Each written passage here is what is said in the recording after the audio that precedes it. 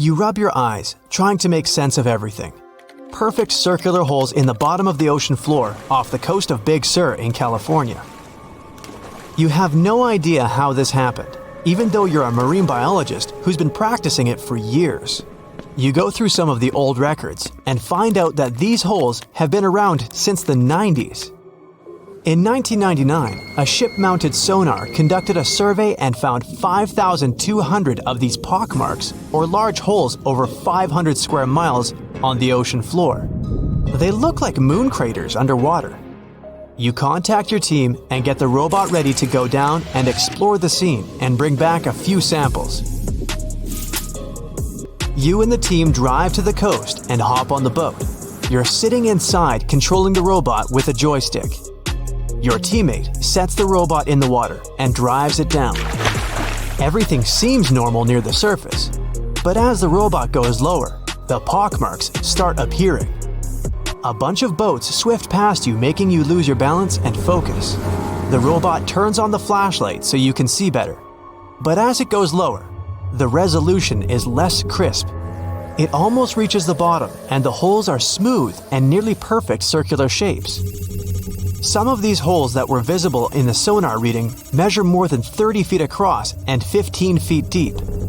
You show the rest of your teammates the images, and they're shocked. The robot continues swimming, but there appear to be more holes all around.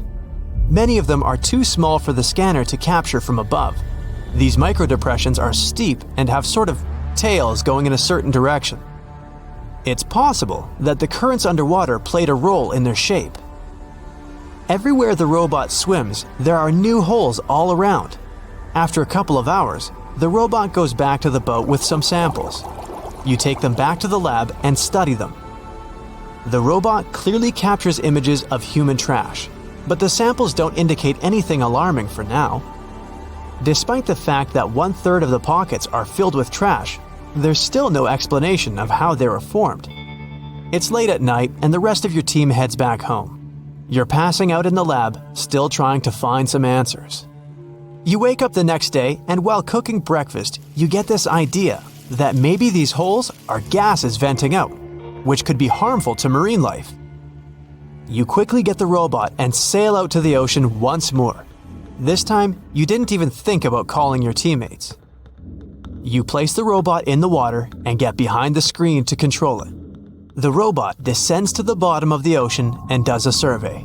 So far, the holes still seem to be covered with trash. But some of the holes have marine life dwelling inside, like fish and seaweed. After much scanning, it doesn't look like they're producing any bubbles, which means there aren't any gases venting out, but you're determined to find them. After a while, you reach one of those large pockmarks, and the robot starts scanning around. You find some bubbles coming from a source, but the robot can't reach it. It swims around trying to find a spot, but nothing. You bring the robot back to the lab and work on it. You attach some mechanical arms on it that can lift things and move them. You bring the robot back down to the same spot, but the bubbles aren't as frequent as before. You use the arms to move some of the trash and find out that the bubbles are being produced by a group of crabs chilling next to a pile of plastic. Bingo! The bad news is, you still don't have a clue why the microdepressions and pockmarks exist. As you try to control the robot to go back to the surface, an octopus wraps its tentacles around it, pulling the robot down. You struggle with the controls and push it to maximum power, but the suctions of the octopus are too strong to break off. It's a game of tug-of-war with the octopus and your robot. It takes the robot under a pile of trash, thinking it's lunch. But you use the arms to maneuver the robot out and swim back to the surface. You go back to the lab even more confused. The robot has collected more samples for you to study. Your eye is glued to your microscope, trying to figure out what's going on, but nothing. You decide to do a carbon dating test to determine how old these holes are. After a while, you check out the results and are even more stunned than before. They show that the holes are around 400,000 years old, so it's likely that human trash wasn't the cause for all this. You pull many all-nighters trying to figure out the truth. You gather your team once more and hold a small press conference about this. You claim that this may be something we should be extremely worried about, but you still can't tell them more than what you know. With all the brain work put together, you find out that the large pockmarks haven't changed or been active for more than 50,000 years. The newer holes were most likely created by human trash settling in the bottom of the ocean floor. The marine life gathered some of this trash like plastics and discarded fishing gear and created homes for themselves. This is why around 4,500 of the holes are newer and have trash in them. But it still doesn't answer why the holes appeared in the first place. You're back to square one. The only way to see what's really going on is to clear up the trash from underwater and study them. The story makes headlines in the local community and catches the attention of a cleanup crew. You organize a trip to the ocean and begin the extraction of all the trash. Many cleanup boats arrive and everyone drops down a net to collect the trash. You send down the robot once more to make sure the nets are hitting the right spot. As most of the trash is being collected, many marine life animals scramble and try to find a way to escape. Everyone makes sure not to hurt them. After a couple of weeks, all the holes are cleared up from the trash. You do another sonar scan from the surface and can see the holes clearer than before. But you still don't have an answer for this. You do some more research trying to see if any other holes appeared around the world. On the other side of the country is a mysterious blue hole off of Florida's Gulf Coast. You catch the nearest flight to Florida and make an appointment with the scientists in charge of the expedition. Blue holes are underwater sinkholes that open below the seabed. Just like on the surface, the underwater world also has sinkholes. This one is called the Green Banana and is 150 feet below, and the hole is 435 feet deep.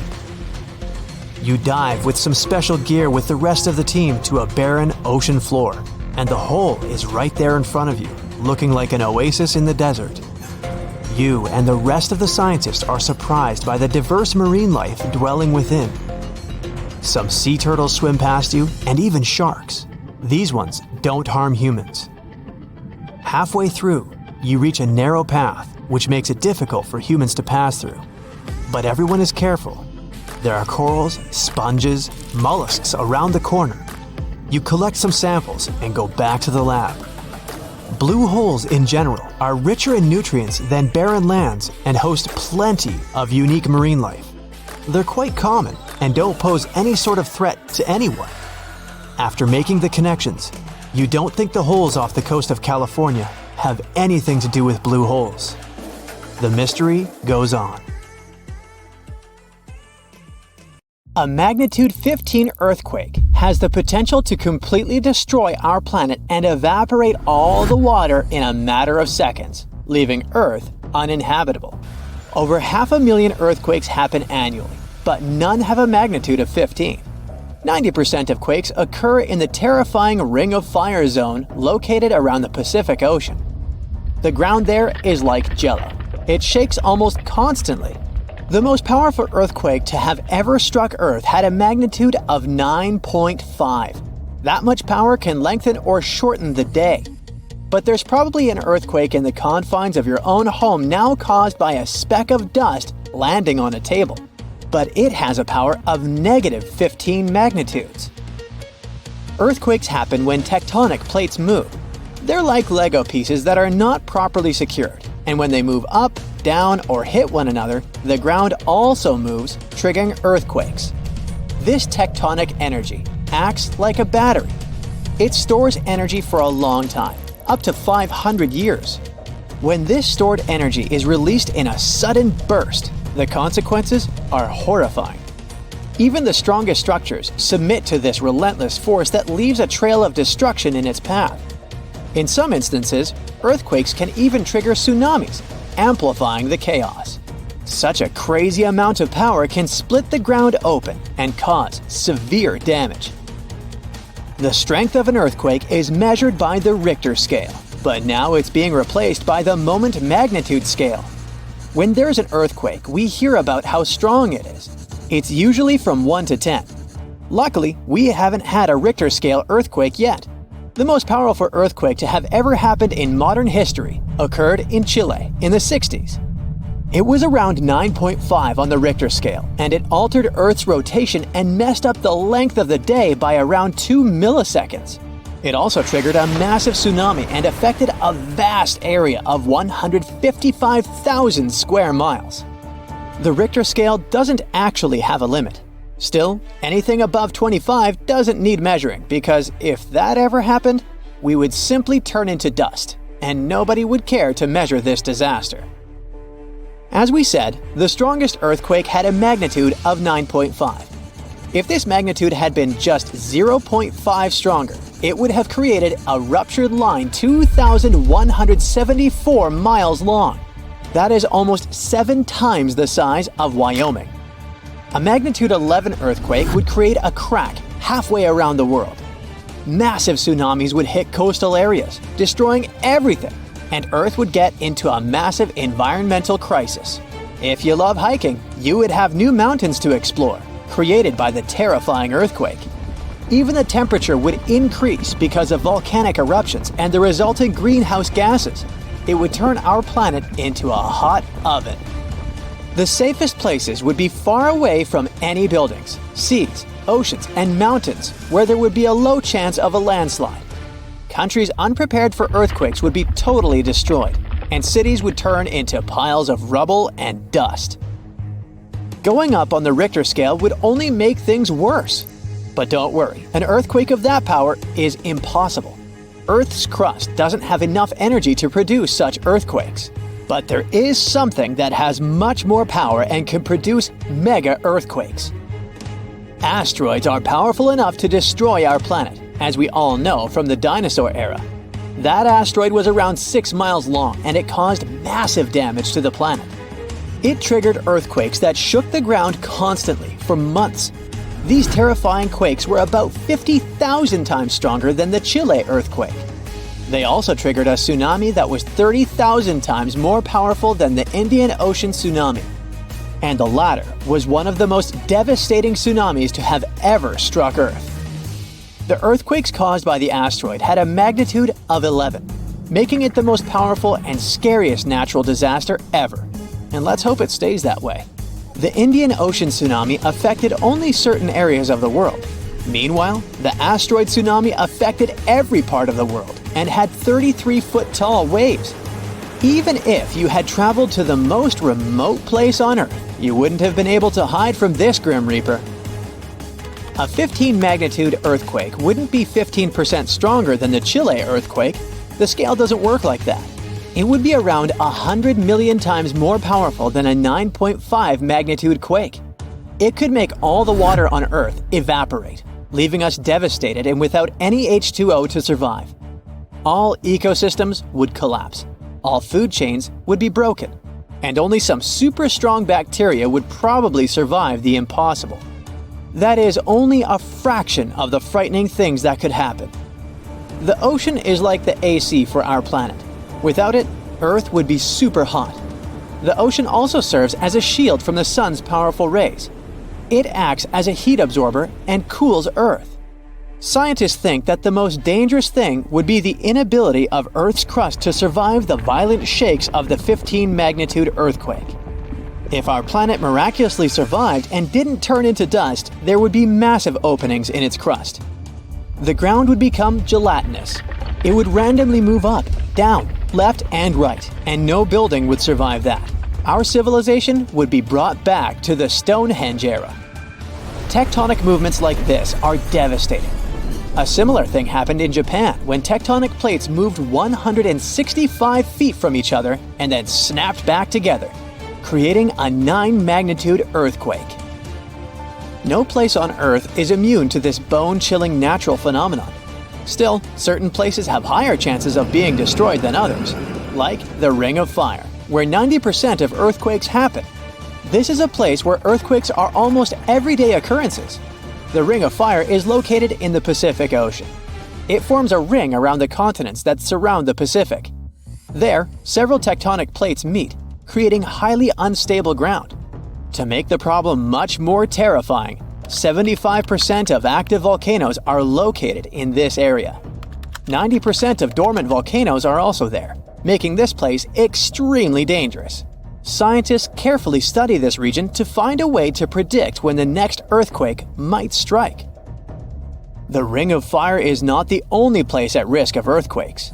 In California, along the San Andreas fault line, two tectonic plates have been storing power for more than 200 years.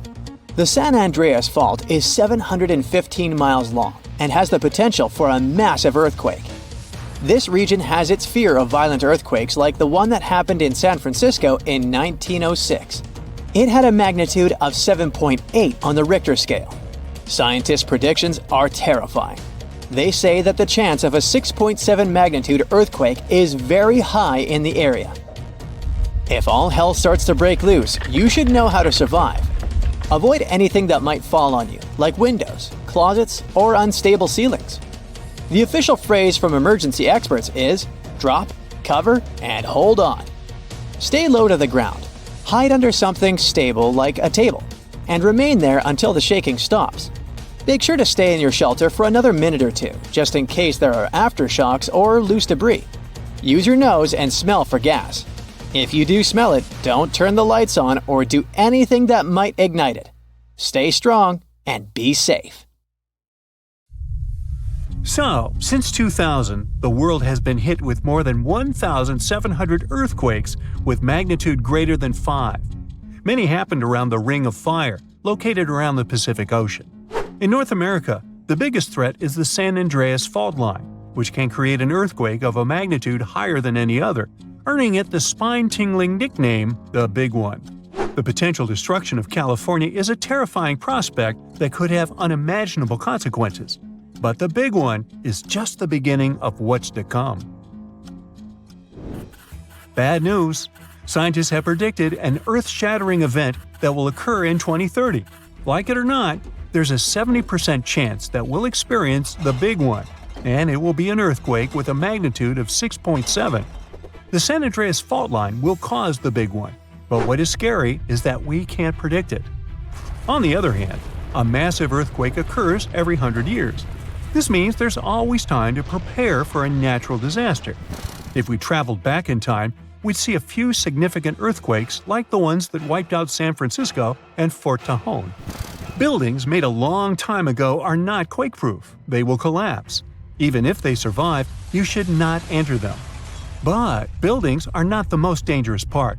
You should watch out for electrical lines and gas pipes. Your hill house might be lovely, but it is extremely unsafe. During quakes, the hill can turn into a massive landslide that will destroy everything in its path. Say goodbye to road trips because all the roads will be ruined. You should have some spare water and food since you won't be able to go to the supermarket. This disaster won't be cheap. It will cost the U.S. around $200 billion to recover from the quake. At least the earthquake will not trigger tsunamis, but there's something it can cause more damage than the Big One. The notorious Cascadia subduction zones start in California and ends up all the way in Vancouver, Canada. The San Andreas Fault Line is nothing compared to this zone. It can wipe the whole coast off the face of the Earth, an example of hyperbole.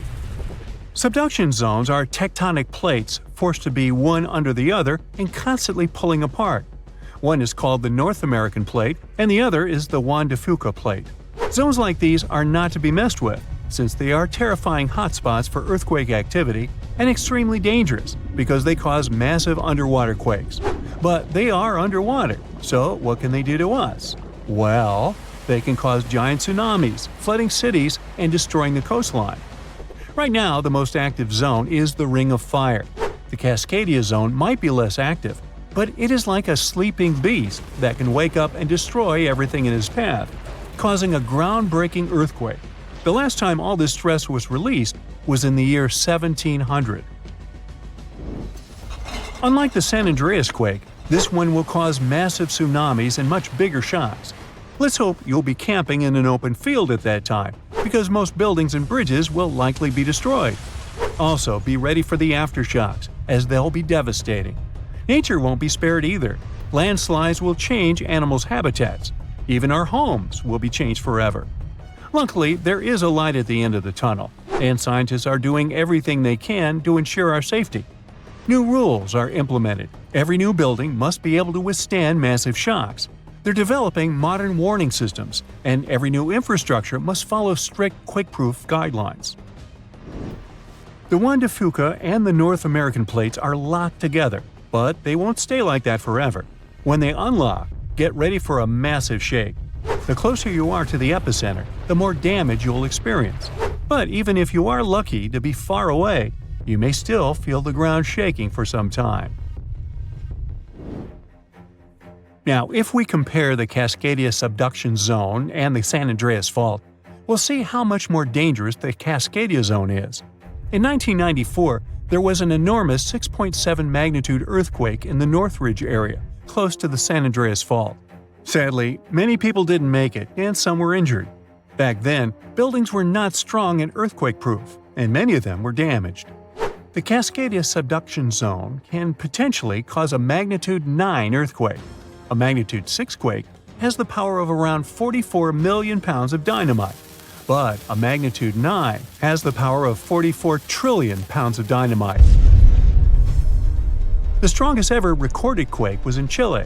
Its magnitude measured 9.5, and it destroyed most everything. So let's say you've survived the quake, but the struggle is far from over. Soon after, a massive tsunami will strike, with waves that might reach up to 100 feet in some areas. That's so unlike the San Andreas earthquake, which can't produce any significant waves. So say goodbye to your beautiful garden, since salt water will destroy trees and plants, changing the environment for a period of time. The only positive thing will be you won't need Halloween decorations, because all those dried-out trees will resemble a ghost forest. The combination of waves, quakes, and the sheer size of the area will make this natural disaster much more dangerous than any caused by the San Andreas Fault or the so-called Big One. A quake similar to this happened around 300 years ago. Many more have been recorded in the past 3,500 years, proving that they continually occur every 400 to 600 years. So, technically, we have around 100 to 300 years before the next big one hits. We still have no idea how exactly the Cascadia subduction zone works, because we discovered it in 1970. This zone is super scary because it can cause big earthquakes. It was found by accident when researchers studied the Ring of Fire. They wanted to know if this area had caused any trouble in the past years, and the proof was under their noses. In Washington, there is a horror forest where nothing has been growing for years. When researchers tested the soil, they found a tremendous amount of salt. They put 2 and 2 together and concluded that a massive tsunami had been the reason. Experts still didn't know when the forest was destroyed. But Japan kept records of a gigantic earthquake that had a similar effect. It was the one that happened in the year 1700. There is a 1 in 3 chance that the next one will occur in 2050. You must know how to survive the Canadian earthquakes and make it out unscathed, so listen carefully. Those who live in this area have almost no experience with earthquakes like this one. Surviving the quake is relatively easy, but the tsunami coming afterwards is the real danger. After the shake, find the highest ground and go there. Only bring the essentials, like food and water. Yeah, leave your baseball card collection at home. After the first hit, don't try to go down. Seismologists say that most likely there will be a few more waves, and they have proven this. On the 22nd of May, 1960, seismologist Jerry Eston and his 4 friends went to Hawaii to see an expected tsunami that was to happen around midnight. They set up their gear on Wailuku Bridge with an escape route planned. This bridge had been destroyed in the previous tsunami, but the new one was much taller and better. After midnight, the water was 4 feet above the average level. The second wave hit a half hour after midnight, and the water rose another 9 feet by 1 a.m. The water started going down and dropped by 7 feet, but the horror was far from over. Next, they saw a wave that was around 20 feet tall. This shows us that tsunamis are unpredictable, and we should listen to experts to stay safe.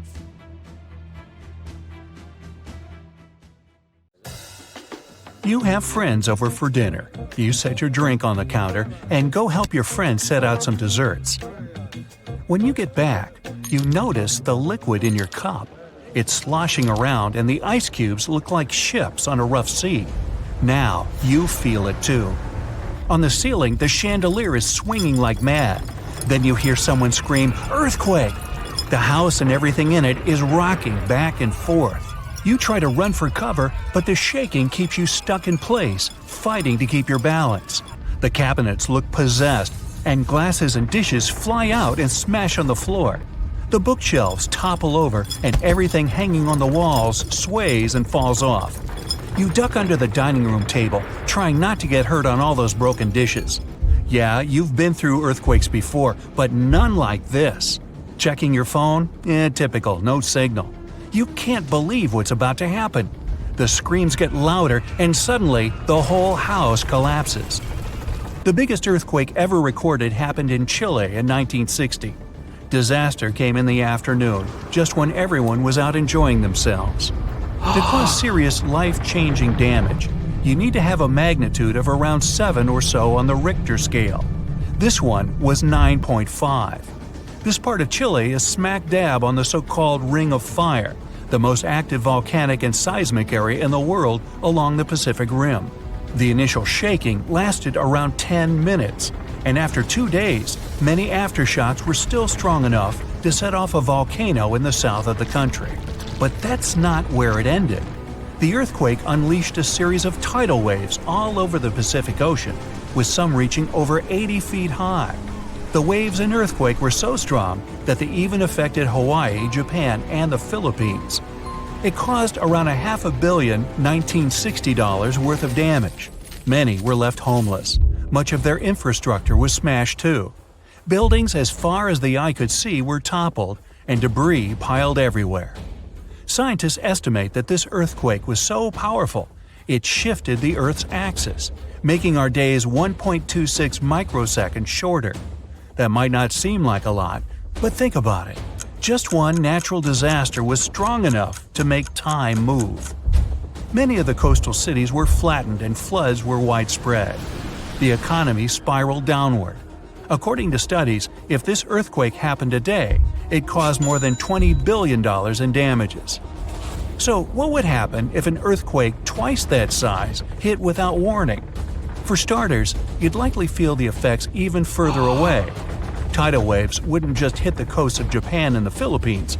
They would move even further to China, Korea, Vietnam, and even Australia.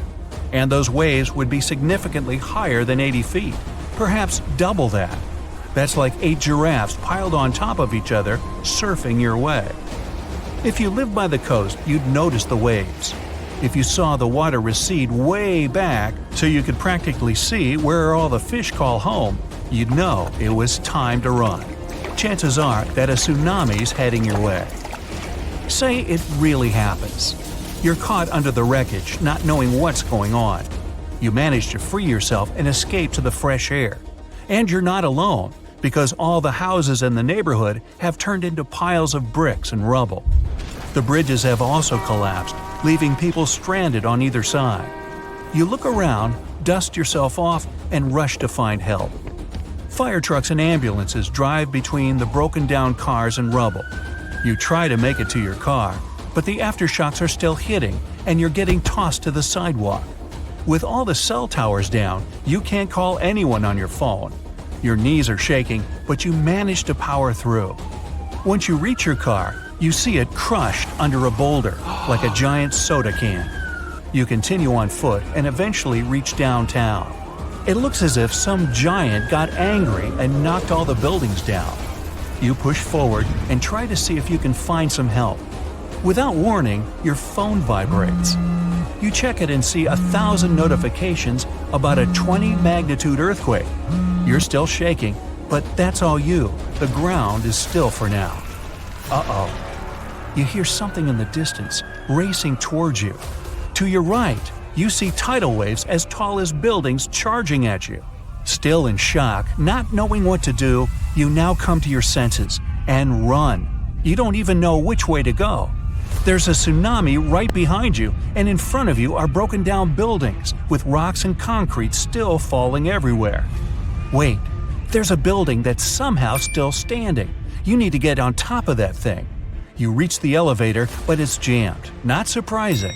You bolt up the stairs as fast as you can, tripping on broken glass and plaster, but always managing to get back up. You look out a window and see the water. It's so close. You're nearly at the top. A few more flights and whoosh. The water forces its way into the building and drags you down at least 2 floors. You can barely see anything. Still, you know you must swim up. But the water keeps forcing you downwards.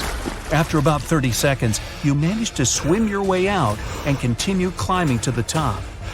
You scramble to the top floor and collapse on the roof. You're safe for now. The tidal wave is still going strong, plowing its way through the ravaged city center. Your phone is now waterlogged and useless.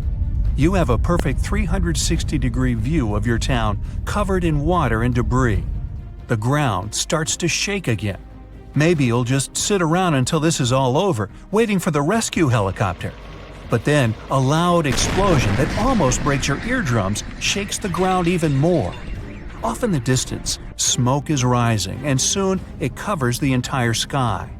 Darkness hides the morning sun. That's when you can see lava shooting up into the air and landing nearby. The lava forms into a river, flowing its way into town block by block. With this much seismic movement and the high intensity of the earthquake, the world's tectonic plates have shifted so that magma is pushing its way to the surface. From the earth, steam begins to vent. Then the heat hits you. You see the magma cover the ground like a blanket, eating up every car in its way. What's worse is that the magma is melting the foundations of the buildings that managed to withstand the earthquake and the tsunami. The buildings in the distance are now sinking and collapsing into the raging lava pool that's replaced your town. One by one, every building descends. That means, the building where you're standing is also swaying. It's about to fail. That's when you see the light. You look up and see a helicopter above in the distance. You wave your arms, run around, jump, anything to get noticed. And it works. The chopper makes a few circles and finally drops you a rope ladder. As you're lifted in the chopper, you take a good look at the world below you as it wriggles around like noodles in a strainer. You land a few miles out and are immediately treated by a doctor in an emergency triage center. You were one of the lucky ones. A year later, the tsunami water has receded. The lava that flowed inland has cooled, but all that magma permanently changed the ground below it, and the whole town is gone. The disaster has thrown the entire country into a financial nightmare that'll last decades. It takes months to survey the town, making sure there's no dangerous electrical wires or busted gas pipes anywhere. They're rebuilding your town farther inland from where the old one was. In other towns, they rebuild directly over the ruins. In others, they just decide to move everyone to a nearby city.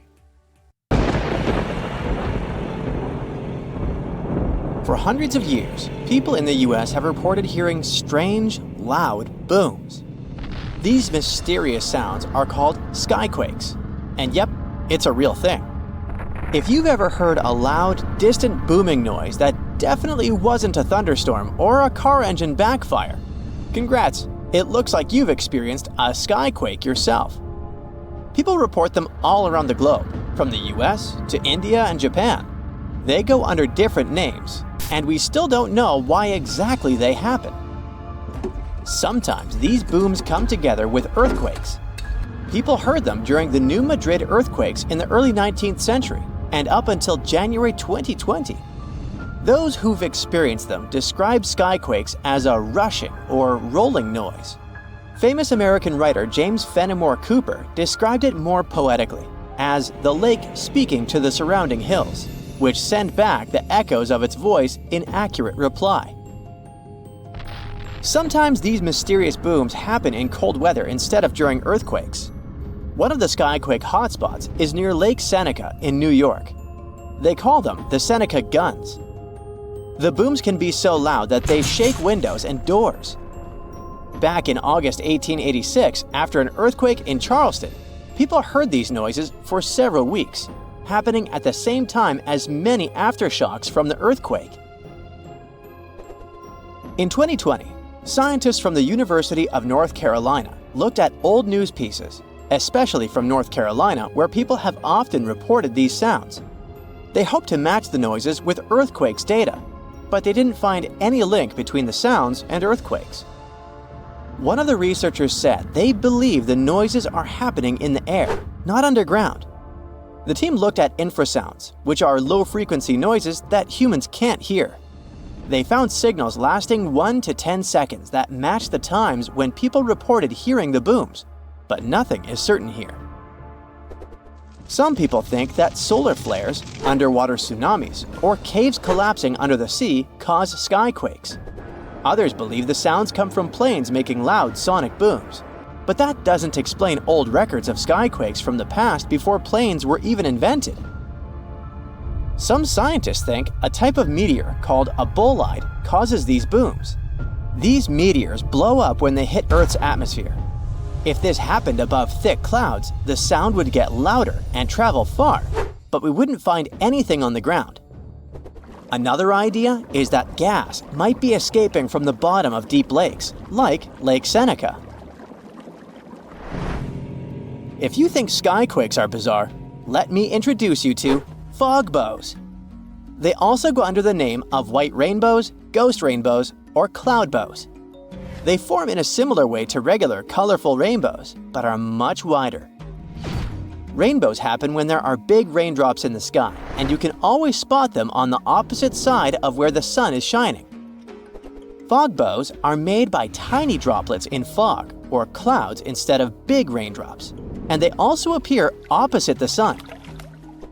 If you want to see a fog bow, you need to look for it in a thin fog when the sun is bright. You might catch one when the sun starts to shine through the fog, or if you're near the ocean where fog often forms. Because the water droplets in fog are so tiny, fog bows don't have bright colors like rainbows. They might even look all white, or just have faint colors. Some fog bows are hard to see at first because they blend into the mist, but once you spot them, they're easy to recognize. The next rare weather phenomenon you gotta watch out for is thunder snow. You guessed it right, it's a special type of thunderstorm that happens during a snowstorm. Unlike regular thunderstorms that often strike in the spring and summer, thunder snow is much rarer because it happens in the strongest winter storms, like big blizzards, and at the same time needs warm air, which isn't a frequent combo. So, for thunder snow to happen, there needs to be moisture in the air, some instability, and something to lift the air like rising winds. Just like in normal thunderstorms, lightning can appear when you hear thunder. Thunder snow lightning usually goes from cloud to cloud instead of hitting the ground, and the thunder sounds different too, more like a low rumble instead of a loud boom, because the snow muffles the sound. You aren't so likely to get struck by it, but it's still important to stay inside when you hear thunder to stay safe. Northern Lights fans, this one is for you. Scientists noticed a new kind of glow in the sky that looked like a purple streak. They nicknamed it Steve as a joke, but later gave it a more scientific name: Strong Thermal Emission Velocity Enhancement, Steve for short. Steve is actually a fast-moving stream of super hot gas that always moves west and only shows up before midnight. They wondered if something like Steve could happen after midnight, but moving in the opposite direction. And now, scientists think they found the anti-Steve by looking at data from a research station in Norway. In December 2021, they took a picture of a bright purple streak stretching for 620 miles in the sky, and it only appeared after midnight. Satellites from the European Space Agency also measured the conditions in this part of the sky and found that the ions were moving eastward. Steve's late-night twin hasn't been officially named yet, but it would be cool if it was called SAM, which is short for Steve After Midnight. If you've ever seen snow on a sunny day when falling from the sky without a single cloud, it must have been diamond dust. It's a special kind of weather with millions of tiny ice crystals forming close to the ground. These ice crystals float slowly in the air, kind of like how dust floats in your house. When sunlight hits these crystals, they sparkle like diamonds. Unlike regular snow, diamond dust can fall from a cloudless sky, which is why they sometimes call it clear sky precipitation. It happens because of temperature inversion. Normally, it gets colder as you go higher up from the ground. But in a temperature inversion, the cold air stays near the ground, and warmer air sits above it. The warm air has more water vapor, and when it mixes with cold air near the ground, it turns directly into ice crystals, and diamond dust is born. For this to happen, the air near the ground has to be really, really cold, way below freezing temperature. Diamond dust can fall for days, but it's so light that it usually doesn't pile up on the ground like regular snow. A fall streak hole, also known as a hole punch cloud, is next on our list. This big circular or oval-shaped gap sometimes appears in certain clouds. These types of clouds float high up in the sky and are often made of tiny water droplets that are colder than freezing, but they haven't frozen yet. These special water droplets are called supercooled, and they need a reason to freeze. Ice crystals give them that reason. When a plane flies through the cloud, it can bring those ice crystals into the cloud. Once the ice crystals are there, the supercooled water droplets freeze quickly, get bigger, and start to fall from the ground. This creates a hole in the cloud, and as more nearby droplets freeze, the hole gets bigger and spreads outward. Any tornado is scary, but a fire tornado takes the horror to a new level. These bad boys are spinning towers of flame and ash that form when there's extreme heat, strong winds, and uneven ground. The intense heat from the fire causes hot air to rise quickly. Cooler air from the sides rushes in to replace it and creates strong winds. When winds from different directions meet, it makes the fire spin like a tornado. It gets stronger and can even create its own weather. It pulls in flames, ash, dirt, and anything in its path. The winds can reach speeds of over 140 miles per hour, and these fire tornadoes can last for more than 20 minutes. There is a powerful force hiding underground where tectonic plates meet, and one forces another under it. This happens in the Pacific and Indian Oceans. Strain builds over centuries. The tension is unbearable until the megathrust awakens. The Earth shakes with a magnitude that can exceed 9 points, more powerful than any other earthquake. When the seafloor suddenly gets pushed up fast, it sends a huge ripple across the water, and a tsunami of huge force is out. These waves are called teletsunamis, and they cross entire ocean basins, ready to take over coastlines thousands of miles away. The thrust fault stretches over 600 miles. The Earth is not just shaking, it feels like it's tearing apart. This is the power of a megathrust earthquake. Those caught in its path will have to fight for their lives. Japanese authorities recently had to issue their first ever megaquake advisory. It happened because of a strong tremor on the edge of the Nankai Trough ocean floor zone. In the end, most of the warnings were lifted, and there wasn't much damage from the 7.1 magnitude earthquake.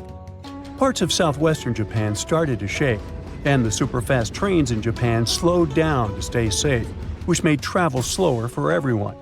But everyone is staying alert as they know about the risk of a megathrust earthquake that could happen within the next few decades in the Nankai Trough. The tectonic plate under the Philippine Sea is slowly sliding underneath the land where Japan is, moving just a few inches every year. The last big earthquakes from this area happened in 1944 and 1946, both with a magnitude of 8.1. These quakes have caused a lot of destruction in the country. The next megathrust earthquake in the region, if it does happen, could be between a magnitude 8 and 9. Scientists still can't agree on how likely this mega earthquake is to happen, but it could be up to 80% certainty.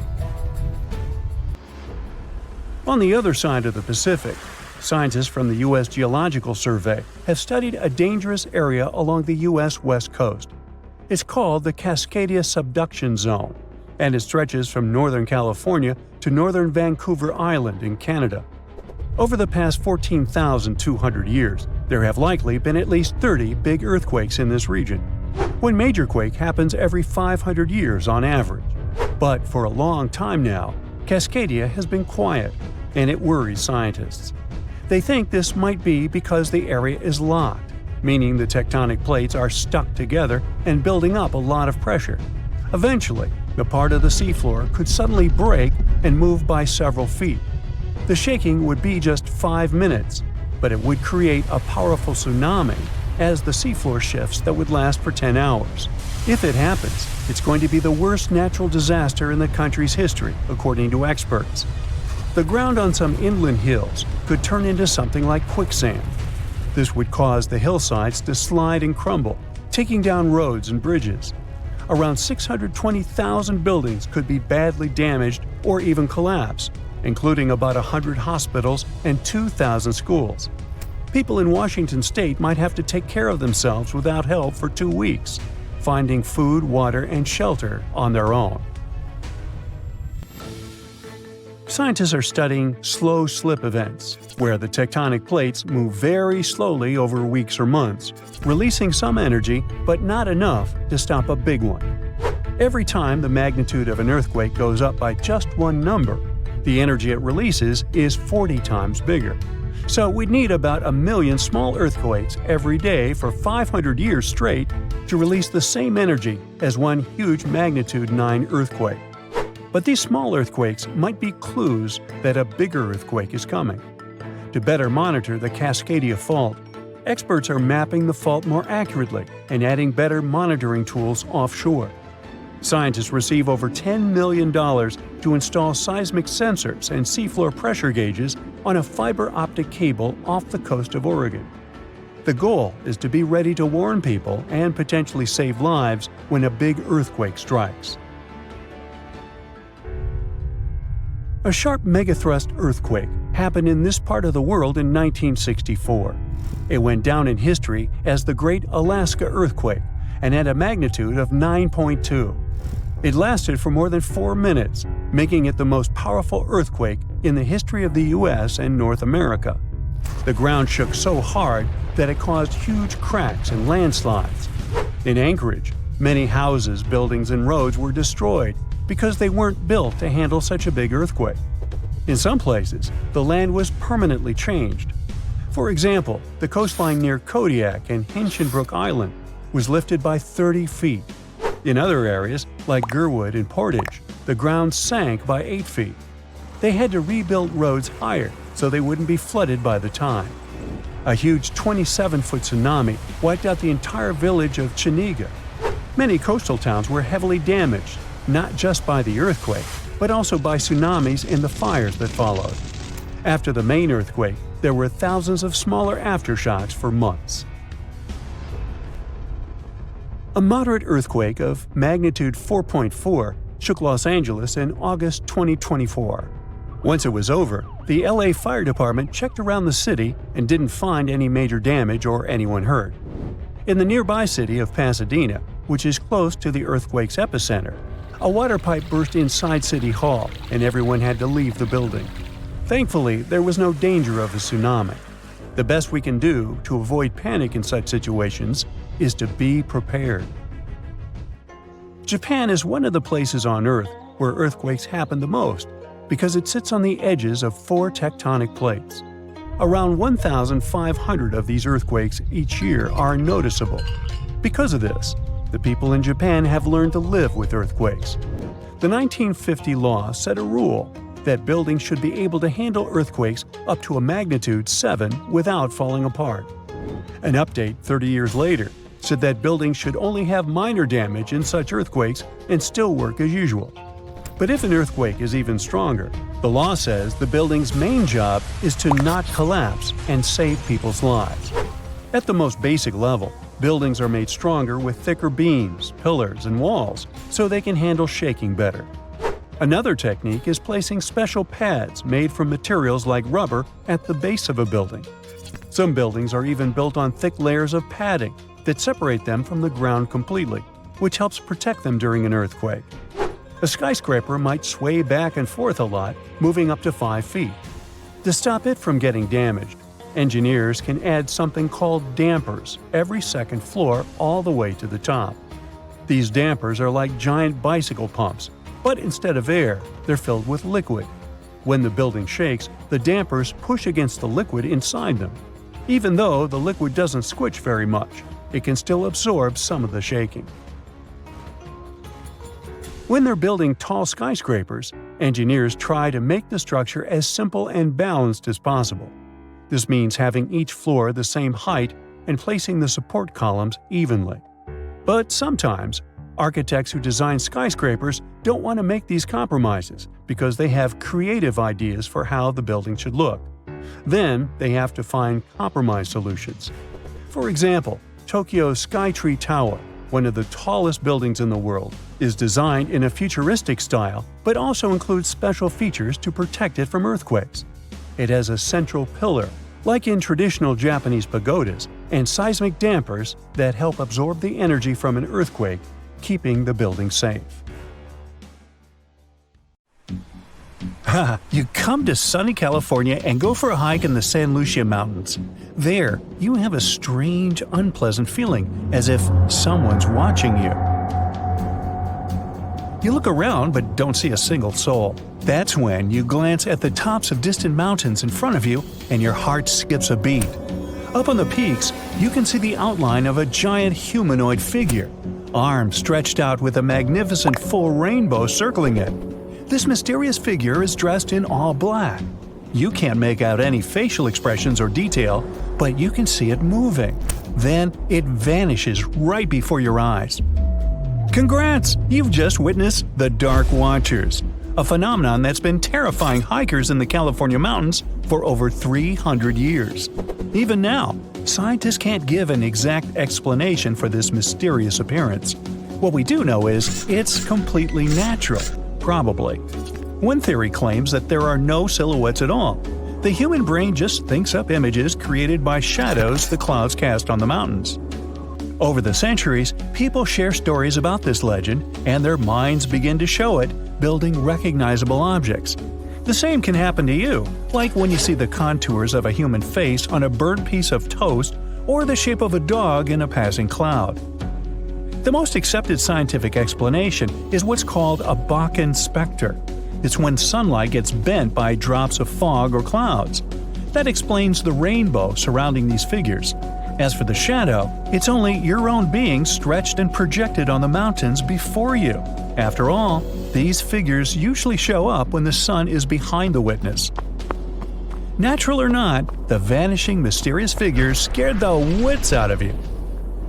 So we head to Antarctica. Snow, ice, and more blinding sun. Yep, it's a desert too. The light is almost blinding. You squint and off in the distance, you see something red sticking out from all the surrounding endless white. As you get closer, you realize it's a waterfall, an ominous red cascade flowing from the glacier. Splashes fly in all directions and stain the white snow. Don't worry, these so-called blood falls are nothing of the sort. Millions of years ago, hey, I wasn't around then, a glacier formed over a pond and blocked access to sunlight, heat, and oxygen. Then the pond managed to break through the glacier with a little trickle of water. When such salty waters with high levels of iron meets oxygen, it creates that scarlet rust color. This is the only waterfall of its kind in the world. As soon as you come to the Namib Desert, you immediately notice something very strange. Sprinkled among the dry grasslands are almost perfect circles of dirt where nothing grows. These massive polka dots are called fairy circles, and, you guessed it, nobody really knows what causes them. The likely culprit is termites eating the grass around their underground colony.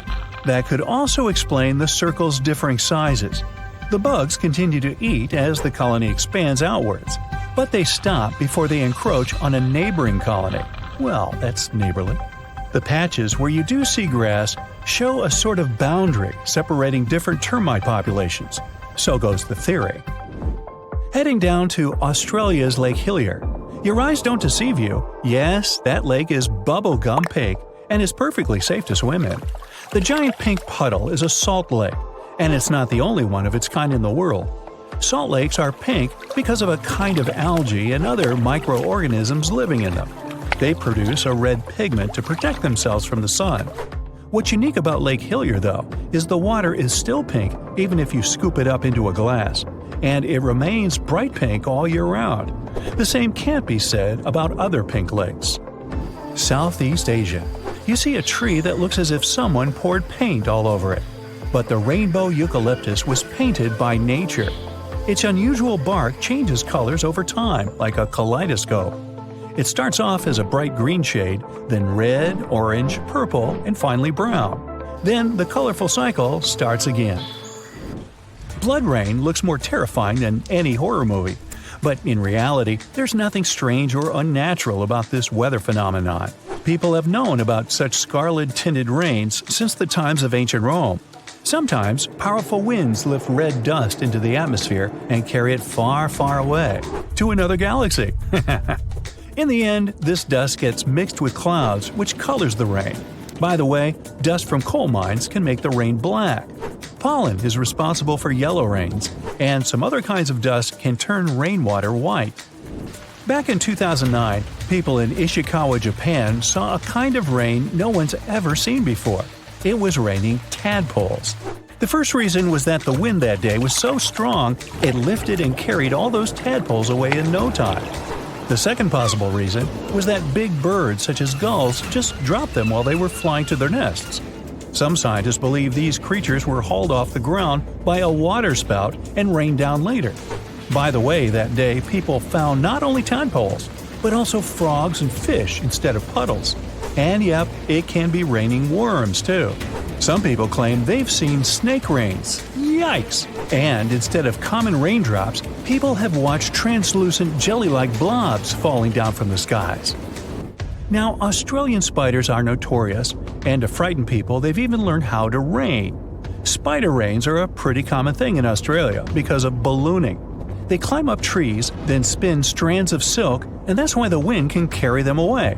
Usually people don't notice it, but when it's wet, hundreds of spiders climb up to more desirable places. People say that when it rains or snows, it's possible to see spiders literally drift down on those webs as if they were balloons. If you ever travel to the Mekong River, you'll probably have a chance to see glowing balls rising up from the water and beelining straight into the air. The locals call these the Naga fireballs. Sizes may vary, so these reddish balls can be as tiny as a cherry and as large as a watermelon. During the night, you can see dozens and sometimes even thousands of fireballs.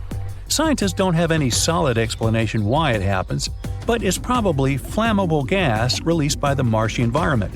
Still, a local superstition claims it's all because of a giant serpent living in the Mekong. Now, shelf clouds look like something from a sci-fi movie.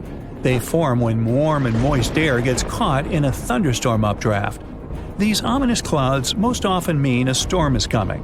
Breathtaking rainbow clouds appear on top of cotton-like puffy clouds after thunderstorms. The puffy clouds are low-altitude ones. When the water vapor they contain condenses, the resulting droplets act like prisms. This forms multicolored caps over the clouds. Morning glory clouds are extremely rare. They look like massive tubes stretching across the sky. Most researchers agree that these clouds appear when an updraft squeezes through the cloud. This creates the signature rolling appearance. The cool air at the back of the cloud makes it sink downward. The best, but not the only place to see morning glory is Australia's Gulf of Carpentaria. If you decide to travel there to see these clouds, choose a period from late September or October to early November. Huge white lumps over your head are called mammatus clouds. They make you believe the sky is falling. Most clouds form when air rises in the atmosphere, but not mammatus ones. They appear when moist and cool air goes down and mixes with dry air. The result? Unique puffed rice clouds.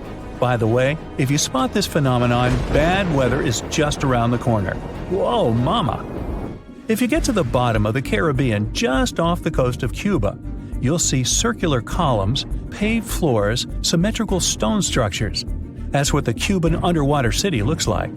Why was a large city abandoned? Lots of people believe the ruins once belonged to a long-forgotten civilization. But scientists have their doubts. They claim the lost city is nothing but a natural phenomenon that appeared about 5 million years ago. Such disk and donut structures often occur around the areas of the seafloor where natural gases break free.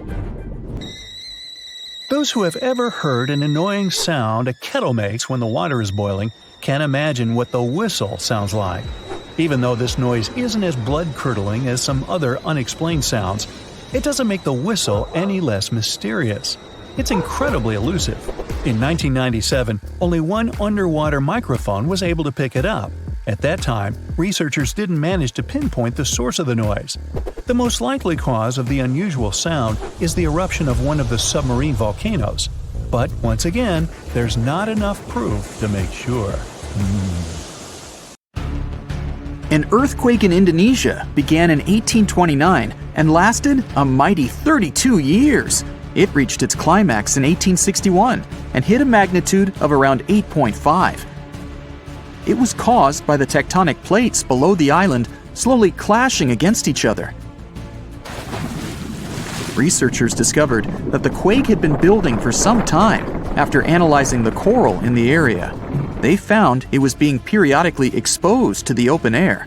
That was caused by the gradual earthquake moving the land up and down. Scientists call these decades-long silent earthquakes slow slip events. A single lightning bolt can warm the air to around 54,000 degrees Fahrenheit. The heat makes the air expand quickly, creating a shock wave or boom, which we know to be thunder. There are close to 3 trillion trees on Earth. That translates to roughly around 422 trees for every person. Before humans, the number was nearer to 6 trillion. Almost 70% of the Earth's surface is covered by water, which on average is around 2.5 miles deep. 97% of Earth's volcanoes lie underwater, as well as the mid-ocean ridge, a massive mountain range that is over 40,000 miles long. Humans have mined around 190,000 tons of gold from the planet. Experts predict there is around 20% still left to be mined, but this figure is constantly changing. The world's largest active volcano is in Hawaii. Called Mauna Loa, it's over 2.5 miles above sea level. Given that most of it is underwater, the volcano's summit is a staggering 11 miles from its base. That's the same length as over 160 football fields. The highest ever recorded temperature on Earth was a sweltering 136 degrees Fahrenheit. It was recorded in El Azizia, or modern-day Libya, on September 13, 1922. The lowest temperature was a chilling minus 129 degrees Fahrenheit, recorded at Russia's Vostok station in 1983. Earth is the 5th largest planet in the solar system, behind Jupiter, Saturn, Uranus, and Neptune. It has a circumference of roughly 25,000 miles, and it would take the average person around 8,300 hours to walk around the face of the Earth. The separation between Earth's land masses would make such a trek almost impossible, though. It takes 365.25 days for the Earth to orbit the Sun. Because our calendar years only have 365 days, we add an extra leap day every 4 years to make up for the difference. Russia is the largest country on the planet, with a total area of about 6.5 million square miles. It encompasses more than 1/8 of the Earth's inhabited land area, but still has a relatively small population given its size. Earth is the only planet with one moon. Mercury and Venus have no moons, while every other planet has 2 or more. Earth is over 4 billion years old. Scientists calculate this by looking at the planet's oldest rocks, as well as meteorites that have crash-landed. They used meteorites as they were formed at the same time as Earth, when the solar system was forming. The ground we walk on is basically recycled. The planet's rock cycle turns igneous rocks to sedimentary ones, then transforms those into metamorphic rocks, and back again. Like Earth, our moon also experiences earthquakes. They're less common and intense than the ones we have, and are caused by tidal stresses. A tidal stress is basically the relationship between the gravitational pull of the moon on the Earth and that of the Earth on the moon. Despite being the 5th largest continent, Antarctica holds 70% of the planet's fresh water and about 90% of its ice. Bangkok is the most visited city in the world, boasting 23 million visitors in 2019 alone. Paris, London, Dubai, and Singapore make up the other cities in the top 5. The lowest layer of Earth's atmosphere is called the troposphere and is the reason we have weather. Sunlight heats the planet's surface, which causes warm air to rise up to the troposphere.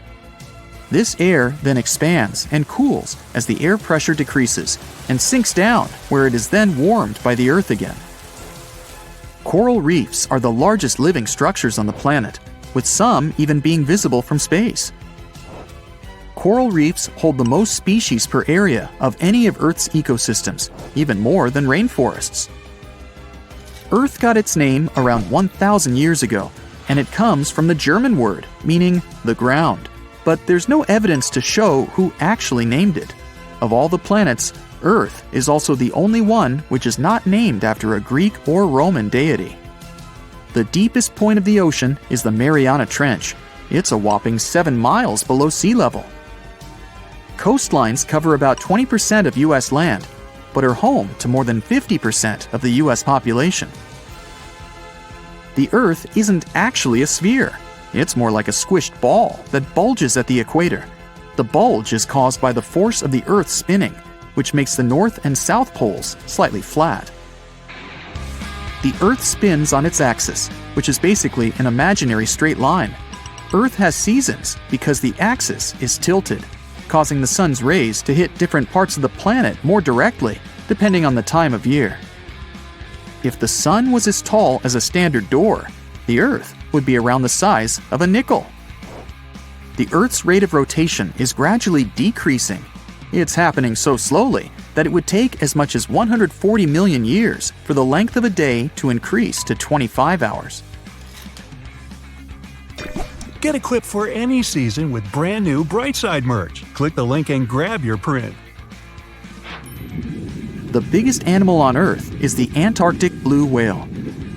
It can reach lengths of 100 feet and weigh up to 400,000 pounds, which is around the same as 33 elephants. The temperature at the center of the Earth is around the same as the surface of the Sun, at almost 10,000 degrees Fahrenheit. Earth is around 10,000 times older than humans. Earth is around 4.5 billion years old, whereas humans have been around for, at most, 450,000 years. There are around 34,000 known species of fish. The actual number is way higher though, as a whopping 95% of our oceans still haven't been explored. America's Route 66 is longer than the journey to the Earth's core. The distance to the core is roughly 2,000 miles. Route 66 is almost 2,500 miles. The Earth is made up of 3 main components: the crust, the mantle, and the core, which is divided into the outer core and the inner core. Scientists have estimated that there are around 8.7 million species on the planet. Out of this, between 1 to 2 million of these species are animals.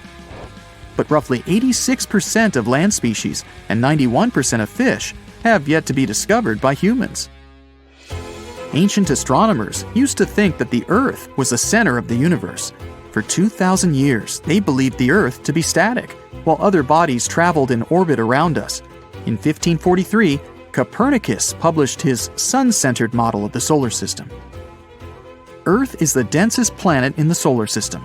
The density varies across its different crusts, but the planet's average density is just over 3 ounces per cubic inch. Mount Everest is the highest point on the planet. Its peak is the highest altitude above sea level at around 5.5 miles. Each year, 1 septillion crystals of snow fall on Earth. That's a trillion snowflakes. Snow covers about 31% of Earth's land area each year. Of Earth's water, only around 3% is fresh water. The other 97% is salted. Of that 3%, about 2% is frozen in ice and glaciers. So, less than 1% of the planet's fresh water is actually in lakes, rivers, and underground. The world's largest inland body of water, or lake to us normal people, is the Caspian Sea. It has an area of 140,000 miles squared. The world's deepest lake is Lake Baikal in Russia and is 5,300 feet deep. Earth's atmosphere is roughly 78% nitrogen and 21% oxygen, with small amounts of water vapor, carbon dioxide, and other gases. No other planet is believed to have this much oxygen, which explains why Earth is the only planet where life has been discovered so far. Apart from the Moon, there are 2 asteroids in co-orbital orbits with Earth, sometimes called Earth's second moon. 3753 Cruithne is an asteroid that looks like it's following the Earth in orbit, but it's actually following its own path around the Sun. 2002 AA29 is another asteroid which makes a horseshoe orbit around the Earth that draws it close to the planet every 95 years. It's 9:59 a.m. when a man is jolted awake in his bed by a powerful, mysterious force. While he's trying to figure out what's going on, a giant 100-foot-tall column of water is already surging toward his hometown. In 20 minutes, most of his friends and family members will lose their lives when a sky-high wall of water sweeps away buildings, trees, and cars. And it can happen to you at any given time. It's the day after Christmas in 2004. Thousands of tourists from Europe and America are enjoying tropical beaches in Thailand, Sri Lanka, and Indonesia when a powerful undersea earthquake strikes off the western coast of northern Sumatra, Indonesia. It's a 9.3 magnitude earthquake, the most powerful ever recorded in Asia. It triggers one of the largest tsunamis in history, the Boxing Day tsunami, which will take the lives of 230,000 people within a few hours. The city of Banda Aceh in Sumatra, Indonesia, home to 260,000 people, is the closest to the earthquake's epicenter. In less than half an hour after the quake, huge 10-story tall waves crash into the city. More than 60,000 people lose their lives immediately. The destruction is so severe that almost no one in its path survives. Next, the tsunami hits Thailand. The waves, rushing at a mind-boggling 500 miles per hour across the Indian Ocean, reach the shores of Phang Nang and Phuket about 90 minutes later.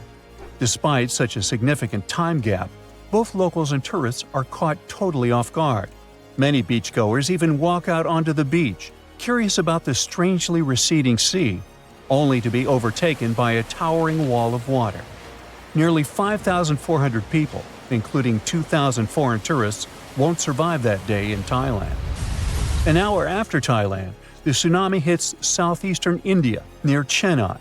Debris-filled waves push miles inland, taking the lives of more than 10,000 people.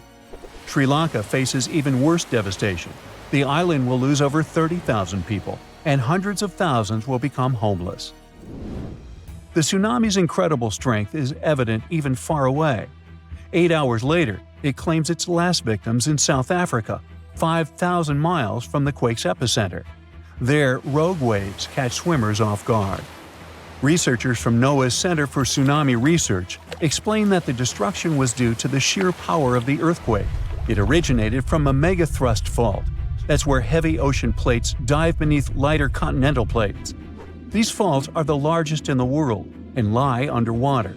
The 2004 earthquake ruptured a 900-mile stretch of the Indian and Australian plates, 31 miles beneath the seafloor. Plus, instead of one quick jolt, the quake lasted for 10 minutes and released an unimaginable amount of energy. During the shaking, massive sections of the seafloor moved upwards by 130 feet. That's a lot. Such a sudden movement set colossal waves rippling across the ocean.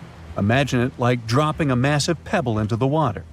The thing is, tsunami waves aren't like those surfing waves you may imagine. No, they look like a fast-moving whitewater river that floods everything in its way. If you get caught in those raging waters, it's almost impossible to survive. If the powerful currents don't pull you under, floating debris will.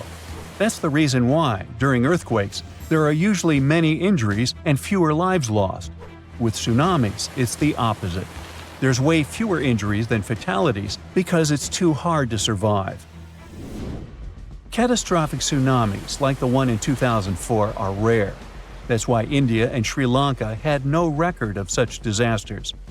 This lack of experience, combined with the absence of warning systems, made the consequences of the disaster even more tragic. People didn't feel the earthquake because they were far from the epicenter. And with no natural warning signs, no official alerts, and no history of tsunamis, the waves that hit crowded coastlines had devastating effects. By the way, the Pacific Ocean, the largest ocean on Earth, is where most earthquakes and tsunamis occur. Locally damaging tsunamis strike somewhere in this ocean about once every 1 to 2 years. 76% of the recorded fatal tsunamis happened in the Pacific, and 99% of tsunami casualties are caused by local or regional tsunamis, which occur more often and hit quickly. But then a question arises: could a tsunami as devastating as the Boxing Day one happen again? Unfortunately, the answer isn't very straightforward. A warning system has indeed been established in the Indian Ocean. Its goal is to alert coastal nations of potential tsunamis. But human behavior is still a critical challenge. This became clear during a real-life test in 2012. That's when many residents of Banda Aceh, Indonesia, simply ignored evacuation towers after a tsunami warning. People never seem to learn, huh? The Indian Ocean Warning Network uses undersea pressure sensors placed near tectonic plate fault lines. These sensors detect any changes and transmit data to surface buoys, which then send it via satellite to control centers on land. Authorities analyze the information and decide whether to issue warnings and evacuate at-risk areas. Aceh, located on one of the world's most active fault lines, implemented additional safeguards. They installed sirens in coastal cities, and people get alerts on their cell phones. Plus, there are evacuation towers, reinforced concrete structures capable of holding 500 people. They are special safe zones. Authorities did test how well prepared people were. In 2009, 18 Indian Ocean countries participated in an evacuation drill, simulating a large earthquake. Thousands of coastal communities took part in this drill, and officials concluded that the exercise had been a success. Fast forward to the system's first real test in April 2012. An 8.6 magnitude undersea earthquake west of Aceh triggered tsunami warnings. And even though there were no significant waves, the whole situation revealed critical flaws. Many residents ignored evacuation towers, choosing instead to flee by car or motorbike. This led to citywide traffic jams, with people getting stranded in areas vulnerable to a potential tsunami. It was chaos. Some residents even went back to the beach to look for the signs of a tsunami, which is a life-threatening mistake. So apparently, there is still a lot of work to do when it comes to tsunami survival. But what you need to know by heart is the signs of an impending tsunami. First of all, it's severe ground shaking. Strong earthquakes near coastal areas can generate tsunamis. If you notice that water on the beach starts to recede at an alarming rate, exposing the ocean floor, reefs, and stranded fish, run. Then there might be unusual ocean sounds. Keep in mind that a loud roaring noise, resembling a train or jet engine, may accompany an approaching tsunami. If you notice any of these warning signs, do not wait for official evacuation orders. Leave low-lying coastal areas immediately and move to higher ground as fast as possible. If you're at home, make sure your family members know about the tsunami and follow official guidance. You should remember that locally generated tsunamis may strike within minutes. You have to act quickly. If it's a distant tsunami, you may have more time to evacuate. If you don't have an opportunity to move inland, hide in high reinforced concrete buildings. Avoid staying in small buildings or homes in low-lying areas. If you're on a boat, stay offshore. Tsunami activity isn't as dangerous in deep water, so avoid returning to port during a tsunami warning. If you're already in port, check with harbor authorities for guidance. If it's possible to move to deep water, do it in an orderly manner. It may be safer for small boat owners to leave their vessel and move to higher ground. And always, prioritize moving to higher ground over saving your belongings. If you live in a coastal area, you can take some measures to protect your property in advance. Since most tsunami waves are under 10 feet, you may consider elevating your house It can reduce damage. You can also consult an engineer to assess and reinforce your home. And finally, don't forget to protect outbuildings too, and create fences that will allow animals to reach higher ground.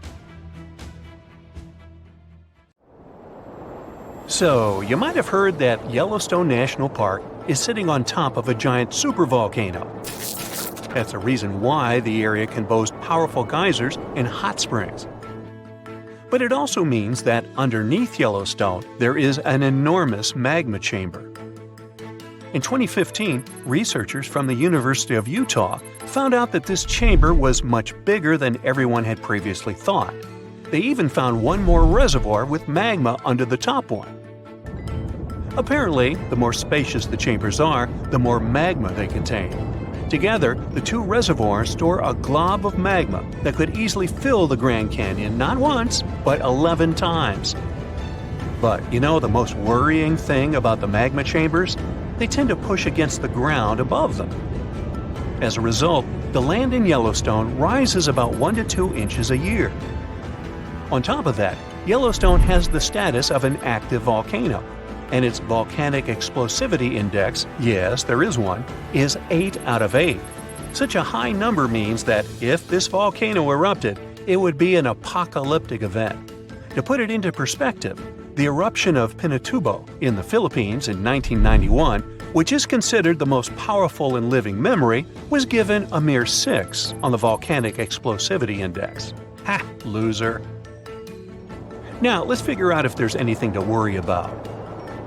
In March 2023, the University of Utah seismograph stations recorded 354 earthquakes in the entire region of Yellowstone National Park.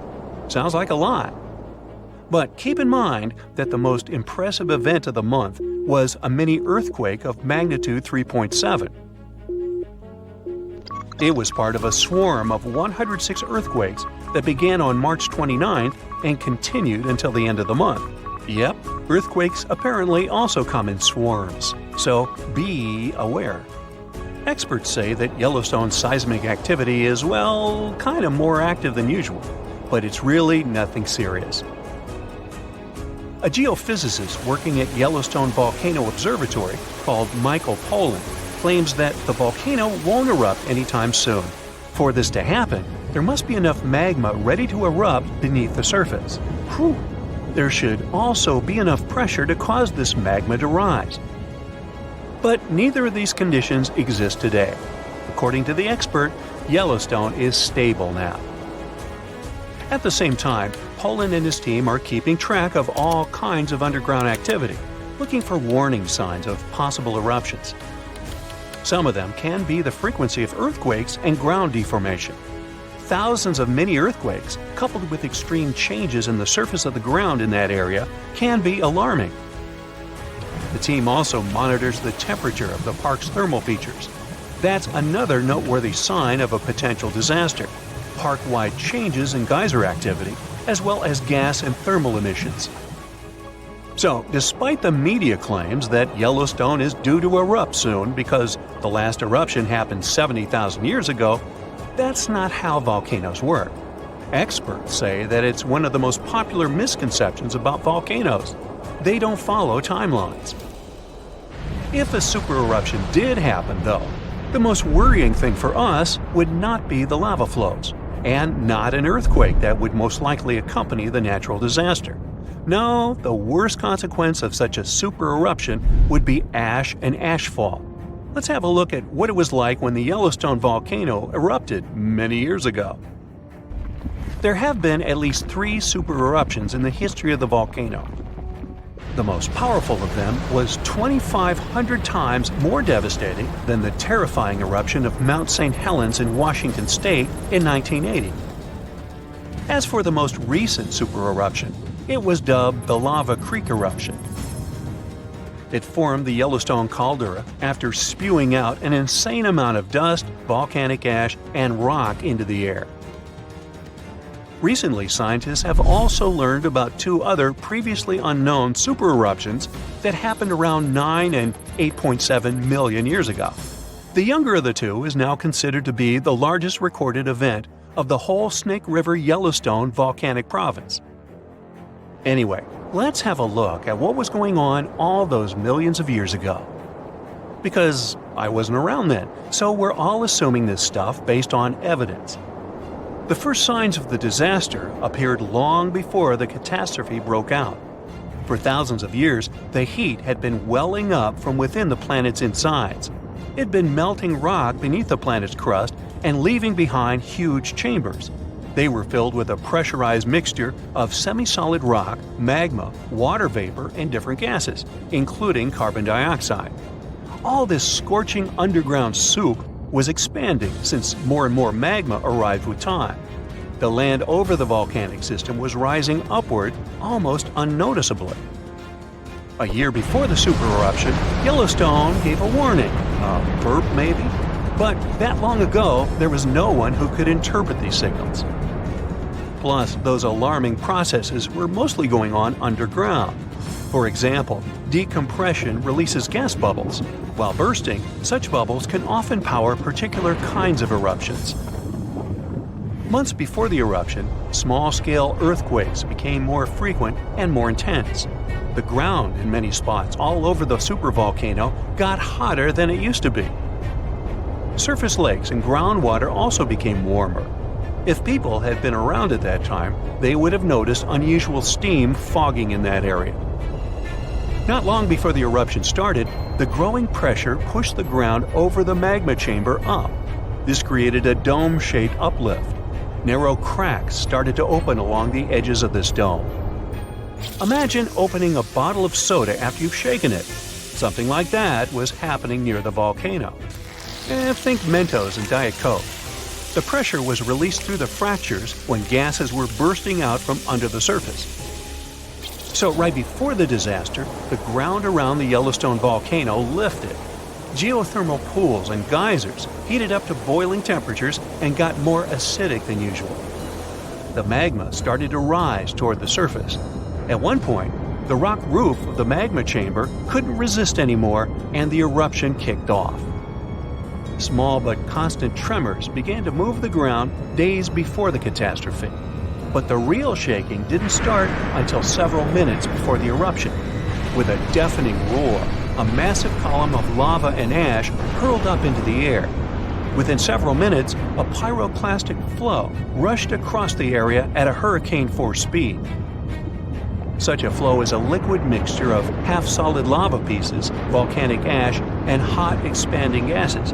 It looked like an extremely hot, toxic snow avalanche. With a temperature of about 1,300 degrees, it was burning everything in its path. The volcano kept pumping ash for days on end. For all living creatures, ash fallout was one of the most dangerous consequences of the eruption. Volcanic ash turns into glassy cement within seconds of being inhaled. Most animals didn't have a chance to survive. Even thick trees started to collapse under the weight of this dense substance.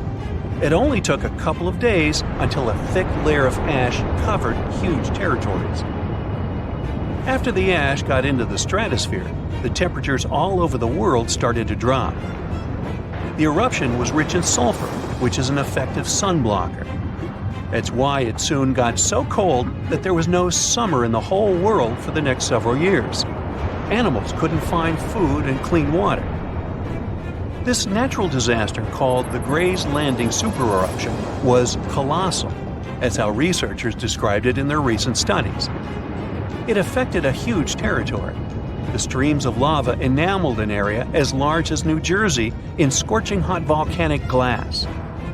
It instantly sterilized the land surface, wiping out all the plant life that had been thriving there before. Now, if such an eruption were to happen these days, it would cover Colorado, Utah, and Wyoming with almost 3 feet of toxic volcanic ash. Many regions would be plunged into darkness.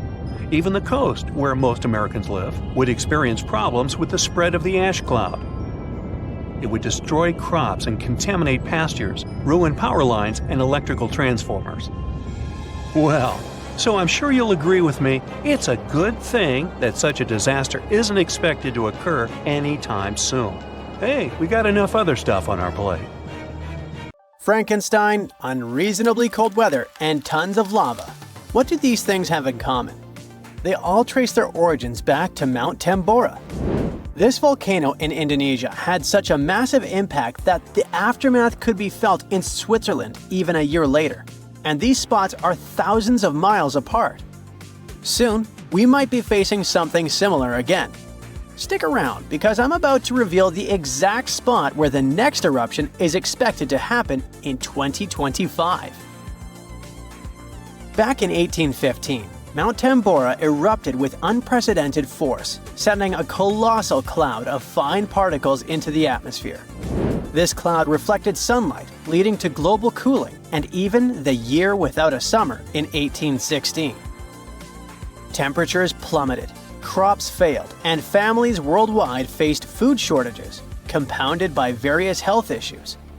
Fun fact: Frankenstein appeared because of abnormally cold weather in the summer of 1816.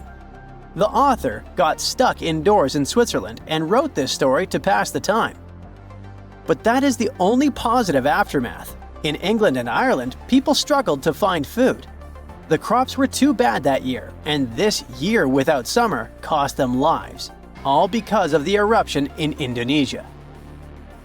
While many other volcanoes have erupted since then, none have had consequences as dramatic as Tambora. However, climate professor Marcus Stoffel from the University of Geneva believes potential serious eruptions aren't just a matter of luck, it's only a matter of time. So it's up to us. We can sit back and wait for the inevitable, or we can start preparing today. This future eruption will happen in a world that's vastly different from the one in 1815.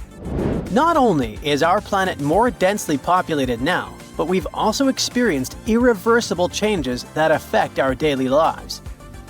Now, if you think volcanoes are always the bad guys, think again. They've actually played a crucial role in shaping our planet. They help with land formation, atmospheric development, and climate modulation. Just look at Yellowstone, for example. When thick lava oozed to the surface, it spread across the landscape and transformed the area forever. When volcanoes blow their tops, they release a mix of lava, ash, and gases, including carbon dioxide. But don't worry, compared to the emissions from fossil fuels, the amount from volcanoes is pretty tiny. What scientists are really keeping an eye on is sulfur dioxide, because it can have a big impact on our climate. When a major volcanic eruption happens, it can send sulfur dioxide soaring into the stratosphere, which is about 7 miles up in the atmosphere. Once there, it transforms into tiny aerosol particles that scatter sunlight, helping to cool the planet. This cooling effect isn't immediate though. Those particles can hang around for a couple of years and even circulate all around the globe. Nowadays, we've got special equipment to monitor sulfur dioxide emissions from space. Take Mount Pinatubo in the Philippines. During its eruption in 1991, it released around 15 million tons of sulfur dioxide. Now, while that's a lot, it wasn't quite as massive as the eruption of Tambora. Still, Pinatubo managed to lower global temperatures by about 0.5 degrees Celsius for several years. Tambora, on the other hand, dropped average global temperatures by about 1 degree Fahrenheit. I know what you might be thinking. That's not much, but trust me, it makes a difference. If the planet warms up by just 1 degree Fahrenheit, it could really mess with sea levels. Experts think we might see a rise of up to 8 inches by the end of this century. This could wipe out a lot of farmland and coastal habitats, which would be a huge blow to many communities. So maybe a volcano eruption that can cool off the planet is like a natural mechanism helping us out? Not exactly. While it does cool the planet off, don't get tricked into thinking it's the kind of coolness our planet needs. Such temperature shifts can severely mess up with the crops, like they did in 1816. There's also evidence that major eruptions can disrupt rainfall patterns, leading to drier conditions in monsoon regions across Africa and Asia. You see, the summer monsoon relies on the temperature difference between land and ocean, which can be altered by volcanic activity. Interestingly, a warmer climate may enhance the cooling effects of volcanic eruptions. Experts explain that the formation and movement of aerosol particles depend on climate conditions. As global temperatures rise, faster air circulation can lead to smaller aerosol particles, which are more effective at scattering sunlight and thereby intensifying the cooling effect. Oceans also contribute to this dynamic. A warming ocean surface creates a stratified layer, hindering the mixing of warm and cold water, which could mean that volcanic eruptions primarily cool the upper ocean layer and the atmosphere above it, according to Stoffel. Moreover, climate change may influence volcanic systems directly. The melting of ice can trigger more eruptions by reducing the pressure that allows magma to ascend more easily. Additionally, increased rainfall associated with climate change can seep into the ground and interact with magma, potentially sparking eruptions. While the prospect of a cooling period due to a volcanic eruption might seem beneficial amid climate change, scientists warn that the effects could be dire. The immediate consequences could be severe, particularly for the estimated 800 million individuals residing near active volcanoes. A major eruption could devastate entire cities. For example, Campi Flegrei, located near Naples, Italy, is showing signs of increased activity and threatens the lives of about 1 million people. Now, if you're from Oregon, beware, as experts say this state might experience volcano eruptions. Are you scared? Don't be. It's actually not as scary as it seems. Let me explain why. There are more than 80 volcanoes in Oregon, but we're not interested in a single one of them because it's an underwater volcano that is likely to erupt in 2025. Axial Seamount is the most active volcano in the Pacific Northwest, yet it remains largely unknown to the public due to its location approximately 300 miles offshore and nearly a mile beneath the ocean's surface. While its upcoming eruption is expected to pose no threat of a tsunami or significant land-based earthquakes because of its depth and distance from the Cascadia Fault, the data gathered from studying its eruptions can enhance our monitoring of potentially more hazardous volcanoes. Let's call it a friendly eruption, shall we? In reality, predicting eruptions is a complex endeavor. We often encounter alarming headlines such as, "Yellowstone is about to erupt." Should we take these claims seriously? Not really.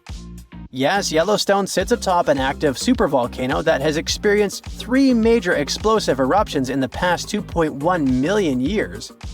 The last eruption occurred approximately 70,000 years ago, with the most significant explosion taking place around 631,000 years ago, forming the massive Yellowstone caldera.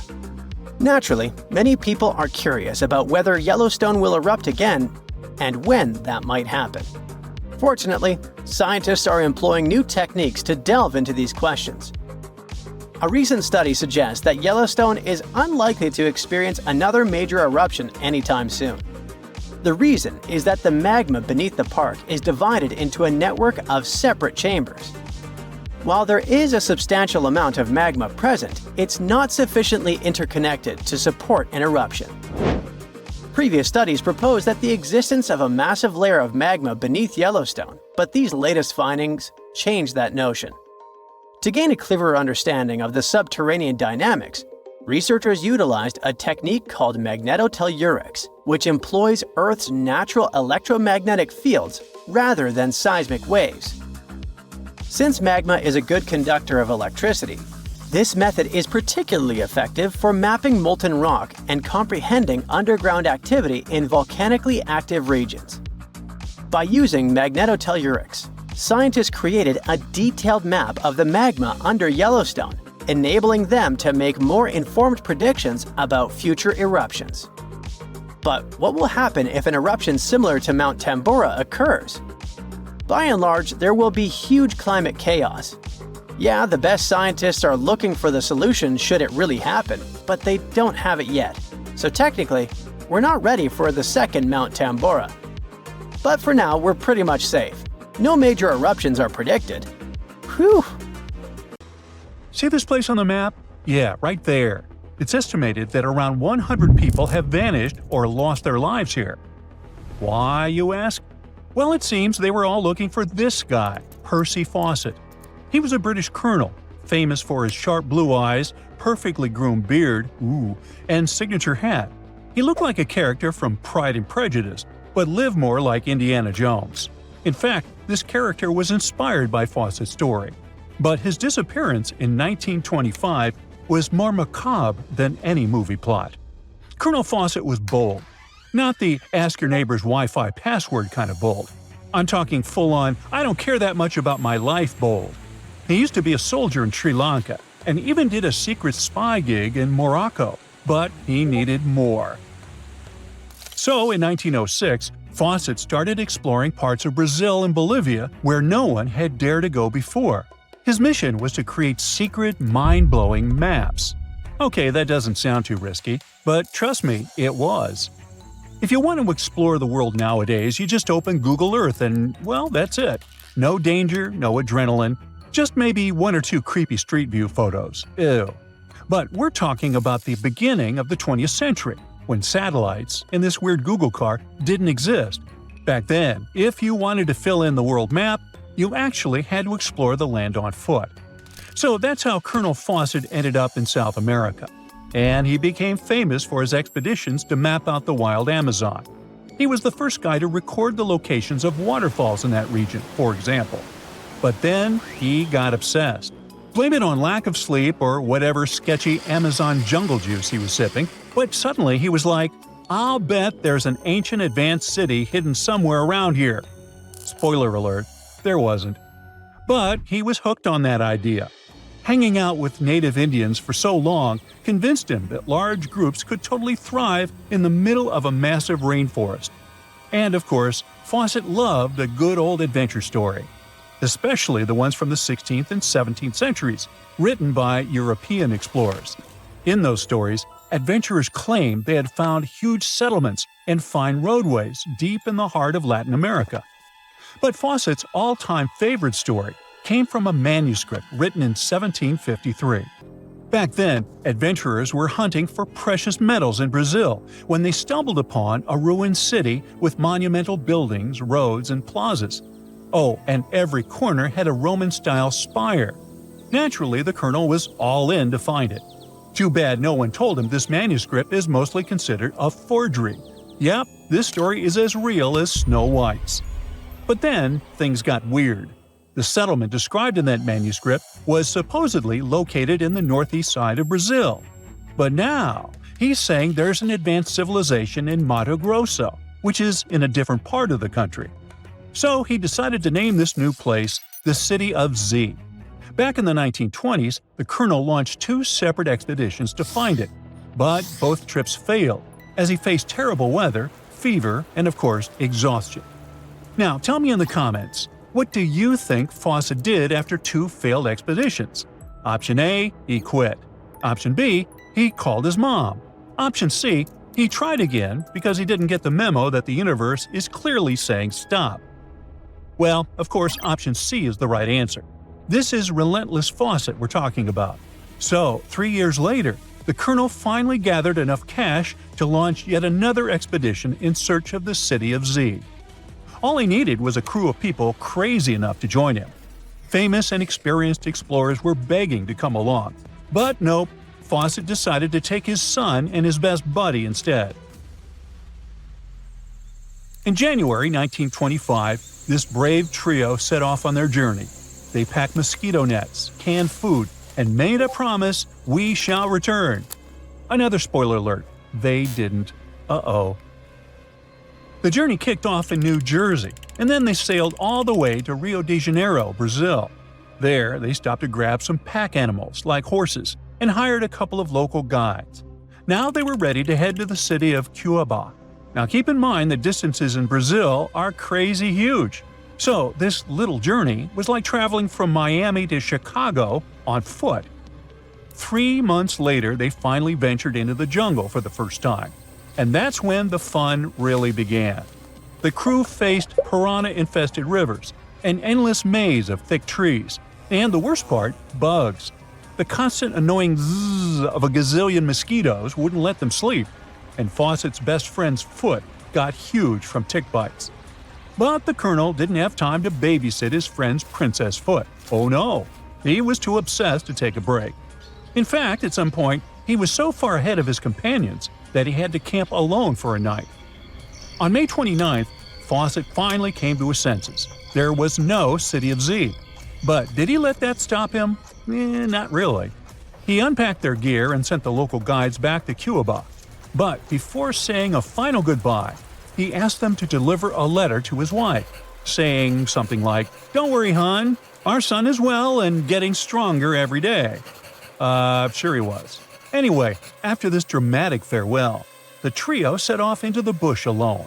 The darkness swallowed the thick forest, and then they were never seen again. Okay, that was intense, so let's fast forward.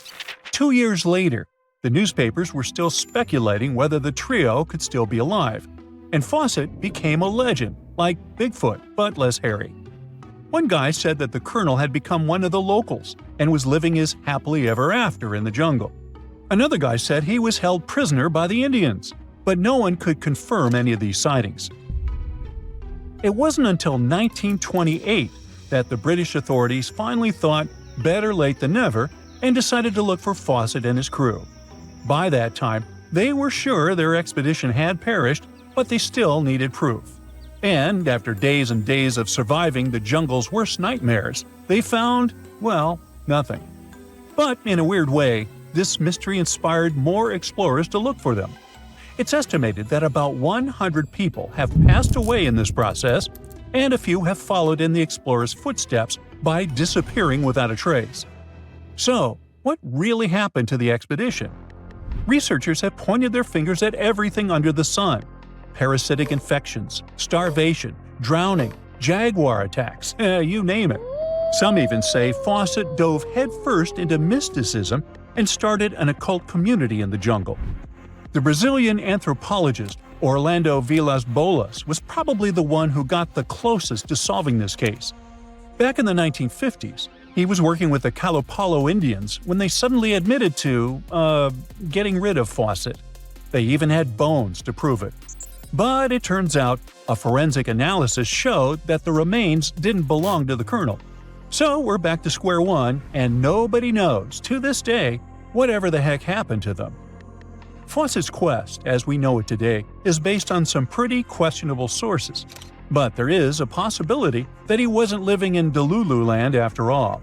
Recent discoveries suggest that his idea of a sophisticated jungle city wasn't just pure fantasy. In 2024, a massive ancient city was found in the Amazon, hidden beneath dense vegetation.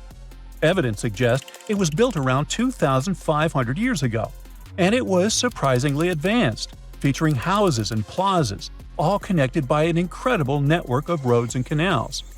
But this city was in a forest in Ecuador, not Brazil. So who knows? Maybe the legendary City of Z is still out there. Ooh.